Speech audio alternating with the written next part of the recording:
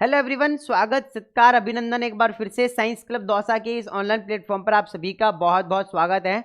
बहुत सारे विद्यार्थियों का डाउट था कि भैया फंडामेंटल के कुछ इंपॉर्टेंट क्वेश्चन बता दीजिए ताकि हमारे बैक ना लगे और हम लोग जो है वो थोड़ा अच्छे से पेपर को करके आए, थोड़े अच्छे नंबर आ जाएं। तो फंडामेंटल एक ऐसा सब्जेक्ट है जिसके अंदर आप अनलिमिटेड लिख सकते हो, कोई सीमा नहीं है कि आप लोग यहाँ पे बंद हो जाओगे लिखते हुए। यहाँ पे आप कितना भी लिख सकते हो और मैं कहूँगा कि फंडामेंटल के पेपर में पूरे के पूरे 40 पन्ने भर के आने हैं। कैसे भर के आने हैं वो सारी चीजें मैं आप लोगों के साथ में डिस्कस करूंगा। नमस्कार दोस्तों, मेरा नाम है देव, आप देख रहे हैं the science club Dausa YouTube channel. पहले बहुत सारी वीडियोज के अंदर हमने डिस्कस किया है कि आप किस तरीके से पन्ने भर सकते हैं, अपने कंटेंट को बढ़ा सकते हैं। लेकिन अब मैं यहाँ पर आप लोगों को सबसे पहले तो ये फंडामेंटल के इंपॉर्टेंट क्वेश्चन बता रहा हूँ, बट अगर आपको इनके आंसर्स भी चाहिए, है ना, क्वेश्चन तो है ही, बट आप लोगों को इनके आंसर कहाँ से मिलेंगे, कहाँ ढूंढोगे, इसके लिए मैंने आप लोगों के लिए क्या किया है, एक छोटा सा कोर्स बना दिया है जिसकी छोटी सी प्राइस रखी है। ज्यादा प्राइस भी नहीं है क्योंकि 200 रुपये प्राइस है। जो 200 रुपये जो हो गए ना, उसमें तो आप लोग जो है अपना पिज्जा बर्गर मोमोज ही खा जाते हो। तो इस वजह से मैंने बहुत कम प्राइस रखी है, 199। ध्यान से सुन लो, 199 हमारे इस बैच की प्राइजेज है, जिसके अंदर आप लोगों को इंपोर्टेंट क्वेश्चन प्लस उनके आंसर्स मिलेंगे और जैसे कि एग्जाम का फॉर्मेट रहता है सेम टू सेम आप लोगों के रहने वाले हैं। ठीक है ना। हाँ, तो सबसे पहले अगर आप लेना चाहते हैं तो क्या करेंगे, आप इस नंबर पर 9828306559, ये हमारे क्या है व्हाट्सएप नंबर है। इस नंबर पर आप लोग कॉल मैसेज कर सकते हैं कि हमें इंपोर्टेंट क्वेश्चन चाहिए। अब इंपोर्टेंट ऐसा नहीं है कि आप लोगों को ओनली फंडामेंटल के, नहीं, सभी सब्जेक्ट्स के, है ना। अगर कोई फर्स्ट सेमेस्टर का है तो उसे फर्स्ट सेमेस्टर के, अगर कोई सेकंड का है तो सेकंड के, थर्ड का है तो थर्ड के, फोर्थ का है तो फोर्थ के और फिफ्थ का है तो फिफ्थ सेमेस्टर के इंपॉर्टेंट क्वेश्चन प्लस उनके आंसर्स आप लोगों को मिल जाएंगे। तो अगर किसी भी विद्यार्थी को लेना है तो इस नंबर पर फटाफट से आ जाओ और कांटेक्ट कर लो, या तो आप व्हाट्सएप पे कॉल मैसेज कर लो या डायरेक्टली आप कॉल भी कर सकते हो। चलिए हम फटाफट से चलते हैं हमारे इंपॉर्टेंट क्वेश्चन की तरफ। क्या क्या हमारे इंपॉर्टेंट क्वेश्चन रहने वाले हैं। सबसे पहले सेक्शन ए में आप लोगों का लॉन्ग आंसर्स क्वेश्चंस 10 मार्क्स का आप लोगों का रहने वाला है। यूजुअली 2 से 3 क्वेश्चन आप लोगों के यहाँ से पूछ सकते हैं और मैंने यहाँ पे आप लोगों को 4 क्वेश्चन दिए हैं जिनमें से आप लोगों को 3 क्वेश्चन करने रहेंगे। इस तरीके से आप लोगों का फॉर्मेट रहेगा। अब ये चारों के चारों क्वेश्चन बहुत ज्यादा इंपॉर्टेंट है, इन्हें पढ़कर जाओगे तो इनमें से हो सकता है कि 1 या 2 क्वेश्चन आप लोगों को एज इट इज आप लोगों को एग्जाम के अंदर देखने को मिल जाएंगे। ठीक है, तो सबसे पहला define in nursing, explain the AIIMS function and qualities of a professional nurse. यानी कि सबसे पहले नर्सिंग को डिफाइन करना है, उसके बाद आप लोगों को एक्सप्लेन करना है। क्या आप लोगों को एक्सप्लेन करना है, एक्सप्लेन द एम्स क्या है, फंक्शंस क्या है, और इसके अलावा qualities of a professional nurse, क्या क्वालिटीज है प्रोफेशनल नर्स की वो आप लोगों को बतानी है। ठीक है ना। हाँ, यहां पर ये सारी चीजें आप लोगों को क्या करनी है, ध्यान में रखनी है। दूसरा जो चीज है, दूसरा इंपॉर्टेंट क्वेश्चन है वो आप लोगों का ये है, describe the nursing process. Nursing process क्या होती है वो आप लोगों को बतानी है। And explain all steps with examples, आप लोगों को स्टेप्स भी बतानी है, विद एग्जाम्पल आप लोगों को स्टेप्स बतानी है। तो होते हैं ना आप लोगों के असेसमेंट वगैरह, असेसमेंट में भी 2 चीजें होती है, एक होता है आप लोगों को सब्जेक्टिव, एक होता है आप लोगों को ऑब्जेक्टिव। असेसमेंट के अंदर डाटा कलेक्ट करना होता है, सब्जेक्टिव का मतलब जो खुद बता रहा है, जो पेशेंट आया और खुद बता रहा है उसे हम कहेंगे सब्जेक्टिव असेसमेंट। ऑब्जेक्टिव यानी कि जो हम पूछेंगे पहले, जैसे कि पेशेंट आया, पेशेंट ने कहा कि सर मेरे पूरे बॉडी में पेन हो रहा है, मुझे उल्टी भी हो रहा है, मुझे फीवर भी हो रहा है, वो उसने बता दिया। अब हम पूछेंगे, मैं डॉक्टर हूं, मैं पूछूंगा कि आपको आपने रात को क्या खाया था, आपने सुबह क्या पिया था, आपने सुबह भोजन खाया कि नहीं खाया, वो सारे के सारे ऑब्जेक्टिव डाटा के अंदर आएंगे। वो सारी चीजें आप लोगों को यहां देखने को मिल जाएंगी।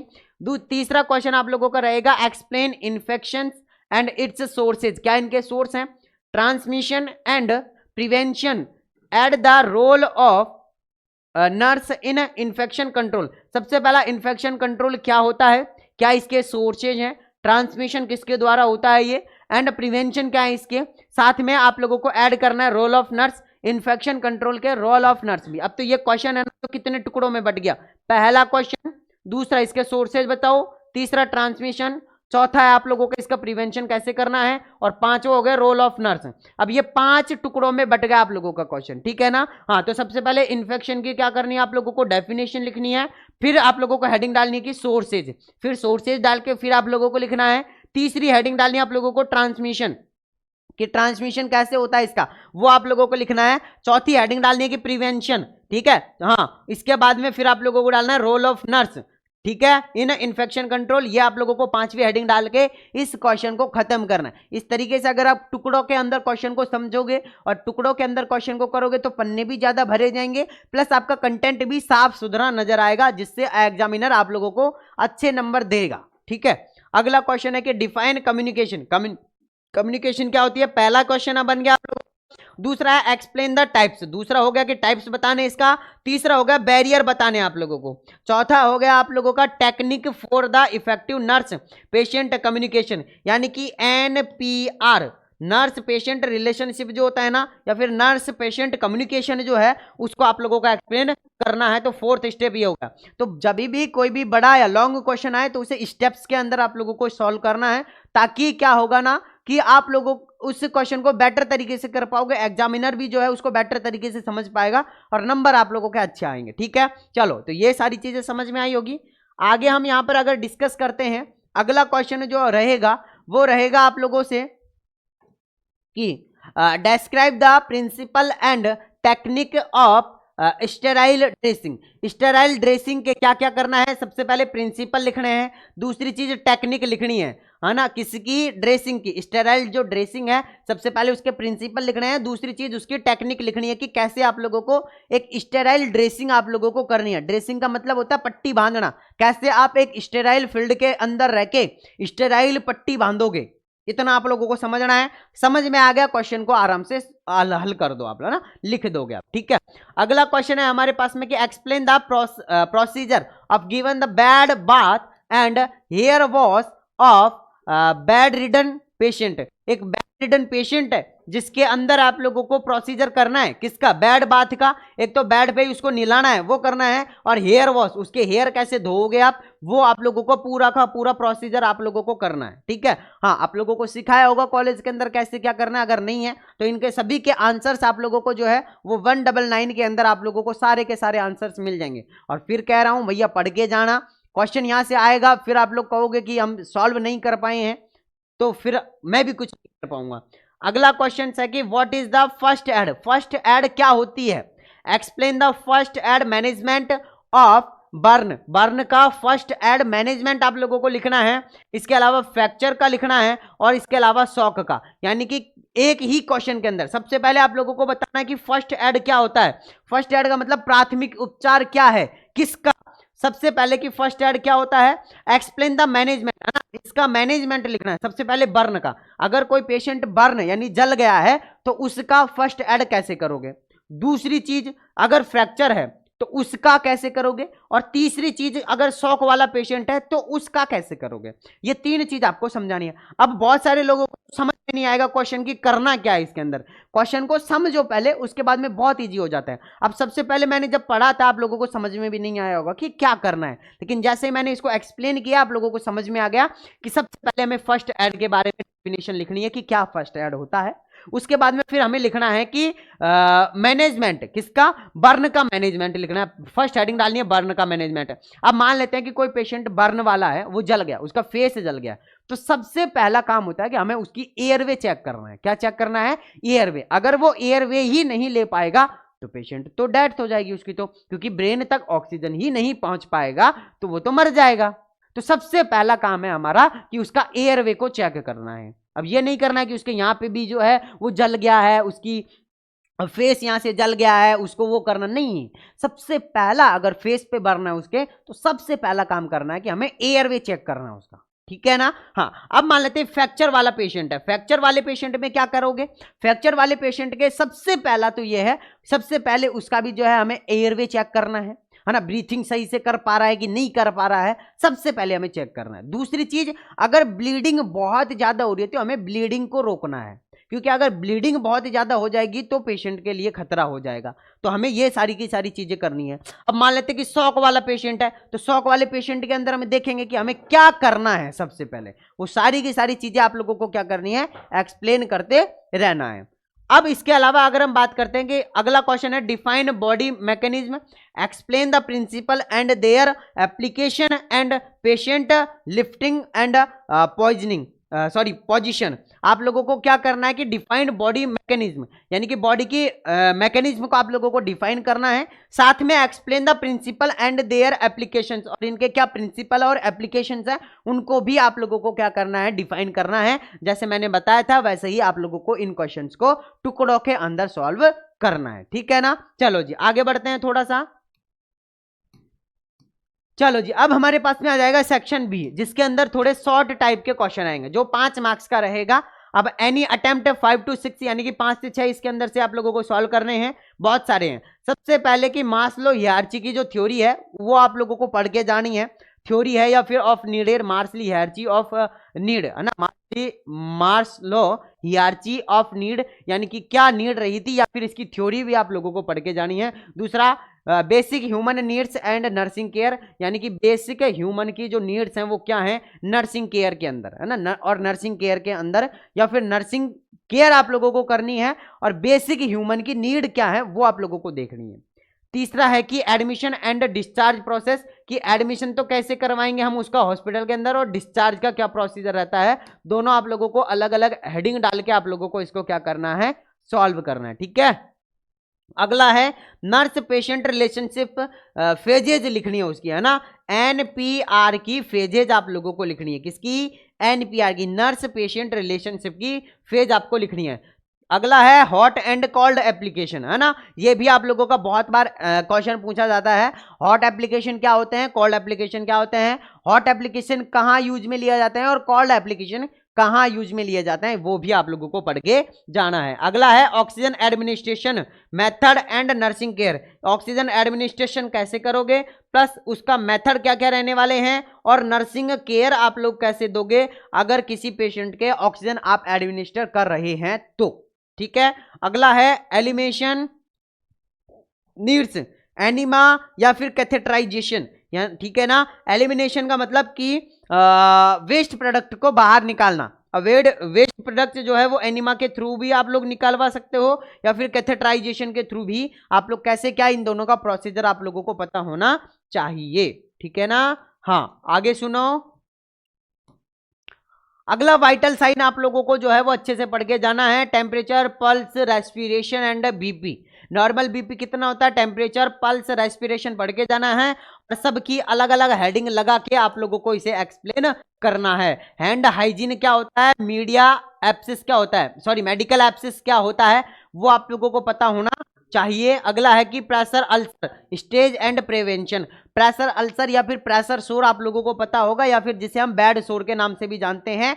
बैड सोर वह चीज होती है कि एक पेशेंट एक ही पोजीशन के अंदर अगर लॉन्ग टाइम रहता है तो जो भी उसका बॉडी पार्ट जो सरफेस से टच हो रहा है वो उसके अंदर नेक्रोसिस हो जाता है। नेक्रोसिस का मतलब वहां के टिश्यू डैमेज हो जाते हैं, स्वेलिंग हो जाती है, रेडनेस हो जाता है और वहां के टिश्यू जब डेथ हो जाएंगे तो वहां जो है वो ब्लड की सप्लाई रुक जाएगी और फिर वहां पे घाव बन जाता है, ठीक है ना, वो आपको पता होना चाहिए, आप लोगों ने पढ़ रखा होगा। इसके अलावा अगर एक चीज और मैं आप लोगों के साथ में डिस्कस करूं, सेक्शन सी, जिसके अंदर की आप लोगों को short answer, very short question and answer आप लोगों के रहने वाले हैं, जैसे कि डिफाइन नर्सिंग एथिक्स, है ना, कि नर्सिंग के एथिक्स क्या होते हैं। अगला है difference between the asepsis and sterilization, asepsis क्या होता है और स्टरलाइजेशन क्या होता है, दोनों के बीच में डिफरेंस आप लोगों को बताना है। अब ये बहुत ही शॉर्ट टाइप के क्वेश्चन है, ठीक है ना, हाँ बहुत छोटे छोटे क्वेश्चन आप लोगों के आते हैं, जैसे कि टाइप ऑफ हॉस्पिटल वेस्ट, है ना, टाइप ऑफ हॉस्पिटल वेस्ट के अंदर जो आप लोग बैग देखते हो ना, ब्लू, आप इसके अलावा ब्लैक, रेड, ये सारे के सारे जो बैग आप लोग देखते हो ना उसके बारे में बताना है। ओरल हाइजीन केयर आप लोगों को बताना है कि मंजन आप लोगों को करनी है ना, हाँ वो आप लोगों को बताना है। इसके अलावा टाइप ऑफ बेड्स, है ना, इसके अलावा कार्डियक बेड क्या होता है, फ्रैक्चर बेड क्या होता है, पोस्ट ऑपरेटिव बेड क्या होता है, इनके बारे में आप लोगों को डिफाइन करना है कि इन बेड पर कौन से पेशेंट आप लोग जो है देखने को मिलेंगे और क्या क्या इस बेड के ऊपर सुविधाएं रहती है, ठीक है। हाँ इसके अलावा बेड शीट को हमें कैसे चेंज करनी है, कैसे क्या करना है, वो सारा का सारा प्रोसीजर भी आप लोग इसके अंदर बताओगे। इसके अलावा Contra indications of called application, called application के कॉन्ट्रा इंडिकेशन यानी कि हम कौन सी स्थिति के अंदर कॉल्ड एप्लीकेशन नहीं दे सकते हैं, वो चीजें आप लोगों को इसके अंदर लिखनी है कि ऐसी कौन सी स्थिति है जिसके अंदर हम ये, जिसके अंदर की हम लोग जो है वो क्या नहीं कर सकते, कॉल्ड एप्लीकेशन नहीं दे सकते हैं। इसके अलावा principle of recording and reporting, recording और रिपोर्टिंग के क्या प्रिंसिपल्स हैं वो आप लोगों को बताने हैं। इसके अलावा टाइप ऑफ एनिमाज, एनिमा कितने प्रकार का होता है वो भी आप लोगों को बताना है। इसके अलावा पर्पज ऑफ रेस्टेंट ये आप लोगों को बताना है, और टाइप ऑफ आइसोलेशन, ये दोनों क्वेश्चन जो है इन दोनों में से कोई एक क्वेश्चन आप लोगों का आएगा, या तो 9 या तो 10th नंबर का, ठीक है। तो दोनों को अच्छे से पढ़ के जाना। फिर कह रहा हूं इन सभी के आंसर्स मैं आप लोगों को दे रहा हूं 199 के अंदर, ठीक है ना। हाँ, कितने के अंदर दे रहा हूं, 199 के अंदर। कहाँ मिलेंगे आप लोग, इस नंबर पर 9828306559, इस नंबर पर फटाफट से व्हाट्सएप पर मैसेज कर दो और फटाफट से ले सकते हो, ठीक है। चलो जी, अब हमारे पास में एक रह गया, पल्स की साइट्स क्या होती हैं वो आप लोगों को बता रहा है। फीमोरल, टेम्पोरल और एक्सियल, ये सारी की सारी पल्स की जो साइट है वो आप लोगों को पता होनी चाहिए। इसके अलावा कैरेक्टरिस्टिक्स ऑफ रेस्पिरेशन वो आप लोगों को बतानी है। इसके अलावा नेजोगैस्ट्रिक ट्यूब फीडिंग की पॉइंट्स आप लोगों को बताना है। जो एनजी ट्यूब होती है उसको हम किस तरीके से डालते हैं, सबसे पहले मेजरमेंट करना है। मेजरमेंट में ear to nose and nose to xiphoid process. Then उसके अलावा आप लोगों को क्या करना है, जो भी आप लोगों का लिग्नोकेन है या फिर लुब्रिकेंट के लिए जो सॉल्यूशन है उसमें टिप करना है।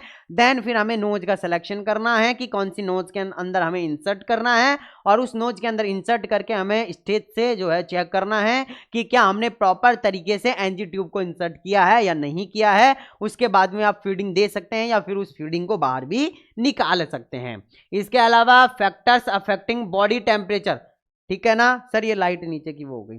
Factor affecting of body temperature, ये आप लोगों को ध्यान रखना है।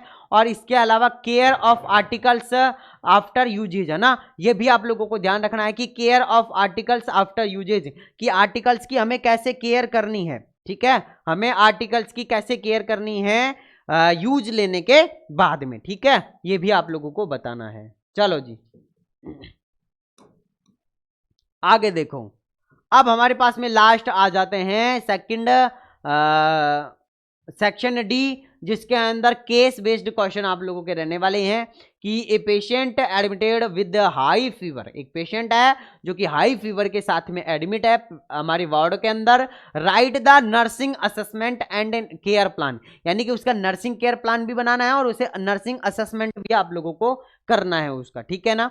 दूसरा कि a patient has dyspnoea, explain the nursing intervention, patient है जो डिस्निया है, डिस्निया वाली कंडीशन है उसे, और वो जो है ना वो क्या है, उसके नर्सिंग इंटरवेंशन आप लोगों को लिखने हैं। एक पेशेंट है जो कि पोस्ट ऑपरेटिव है, पेशेंट है एट ए रिस्क पे है ऑफ इन्फेक्शन, इन्फेक्शन वाले रिस्क पे है, पोस्ट ऑपरेटिव केयर के अंदर जो है वो आप लोगों का पेशेंट रहने वाला है। तो prepare a nursing care plan, उसका एक नर्सिंग केयर प्लान आप लोगों को बनाना है। तो यहाँ नर्सिंग केयर प्लान कैसे बनाना है उसके लिए मैं अलग से वीडियो लेके आ जाऊंगा, या फिर इसके अंदर भी मैंने बताया हुआ है कि नर्सिंग केयर प्लान आप लोगों को किस तरीके से बनाना है, ठीक है ना। Explain the nursing role and during CPR, यानी कि नर्सिंग के क्या रोल रहते हैं ड्यूरिंग सीपीआर के, सीपीआर के टाइम पर नर्स जो है वो क्या उसके रोल रहता है वो भी आप लोगों को एक्सप्लेन करना है, ठीक है ना। हाँ चलो जी आगे थोड़ा सा और है ना। एक है जो bedridden patient develops bad sore, right the preventive and treatment measures, यानी कि एक बेड रिडन पेशेंट है जिसके कि बेड सोर हो गया है ना, मैंने अभी थोड़ी देर पहले बताया बेड शोर या फिर प्रेशर अल्सर या फिर प्रेशर शोर उसे हो गया है। अब उसके लिए आप लोगों को क्या ट्रीटमेंट करना है, क्या मैनेजमेंट करना है, कैसे नर्सिंग केयर प्लान बनाना है, या क्या नर्सिंग इंटरवेंशन उसके लिए करने हैं, वो सारी की सारी चीजें आप लोगों को बतानी है। सीधा सा सिंपल सा मतलब ये है, पेशेंट को समझ जाओ कि ये पेशेंट है, अब इसे हमें किस तरीके से इसकी नर्सिंग केयर करनी है ताकि इसे किसी भी तरीके का नुकसान ना हो, ठीक है। हाँ बाकी तो सारे के सारे क्वेश्चन इंपॉर्टेंट है, इनमें से बहुत सारे क्वेश्चन आप लोगों के एग्जाम में देखने को मिलेंगे। अगर आप ये पूरा पेपर भी पढ़ के जाते हैं तो मैं कहूंगा कि बैक तो नहीं लगेगी। दूसरी चीज, अगर आपने अभी तक इंपॉर्टेंट क्वेश्चन नहीं लिए हैं या उनके आंसर्स नहीं लिए हैं तो ऐप में जाके या फिर डायरेक्टली आप हमारे इस नंबर पर व्हाट्सएप पे मैसेज करो